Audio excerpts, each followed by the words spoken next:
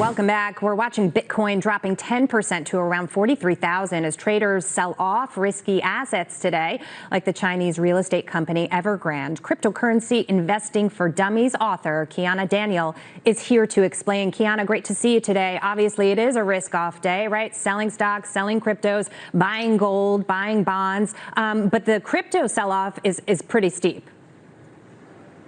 Yes, absolutely. And it's good to be here and talk about the fact that cryptocurrency markets are always obviously one of the more volatile markets.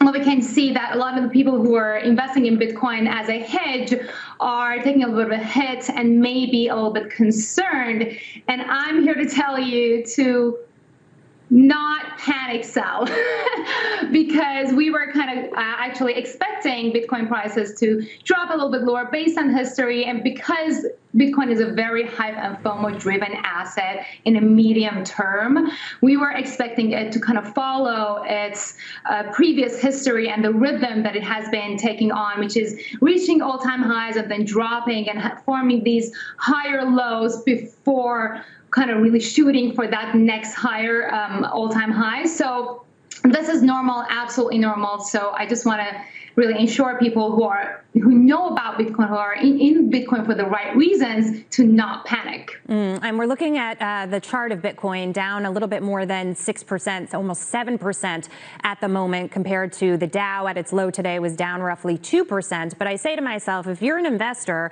and you haven't gotten into crypto because you thought you sort of missed the move, would you recommend and say this is a buying opportunity?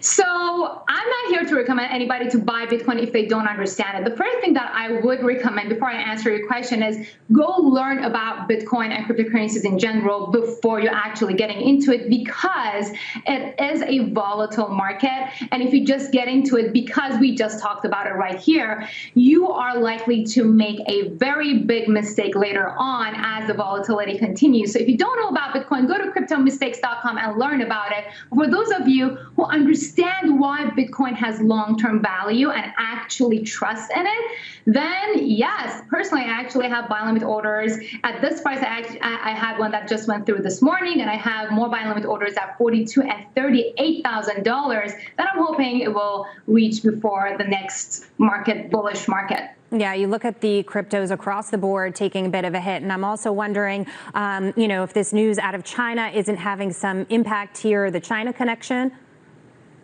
Yeah, absolutely. So the trigger for today's sell-off was definitely, it appears to be the Chinese connection. But the day-to-day, we saw actually $45,000 be tested last week and the week before that as well. And the price that it tested this morning, $42,000, is a very important key psychological level that I'll be very curious to see if it breaks below this tomorrow. And if it does, that way we know that the bearish market sentiment is going to have a compound effect, and we're going to see further drops before we see markets kind of leveling down and leveling and continue going back up. That makes a lot of sense. Kiana, thank you so much. Great to see you today.